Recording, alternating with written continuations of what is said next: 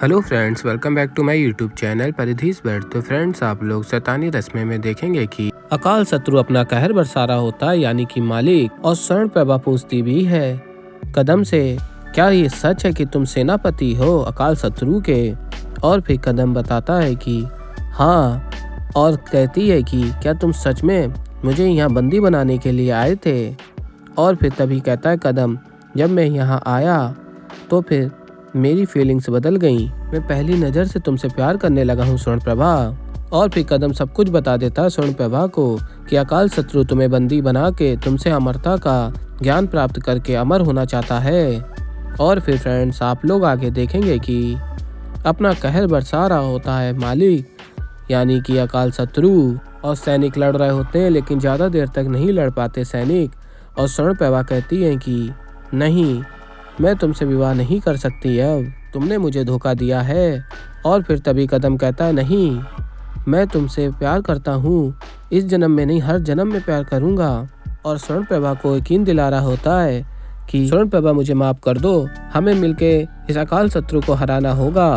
और तभी मित्र सोच रहा होता है कदम का, आखिर पता कैसे चला अकाल शत्रु को कि कदम यहाँ विवाह कर रहा है। और तभी उसका दूसरा मित्र सामने आता और देख रहा होता और कहता है कि मैंने बताया है अपने आका को, अकाल शत्रु को। और फिर तभी दोनों के मध्य युद्ध होने लगता है। और फिर आगे आप लोग देखेंगे कि आ जाती सुदामनी और देख रही होती इसको चोट कैसे लग रही है, आखिर क्या है, इसको यहाँ पे कुछ है भी नहीं और चोट के निशान लग रहे हैं। और फिर तभी मारने का प्रयत्न करती है, लेकिन आ जाता है पीयूष और फिर सुदामनी छिप जाती है।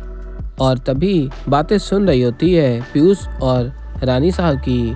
और पीयूष कह रहा होता है कि वो बूटी कहाँ है जिसे सुंघा के मुझे निकी को वापस लाना होगा। और तभी वो मिल जाती है सुदामनी को।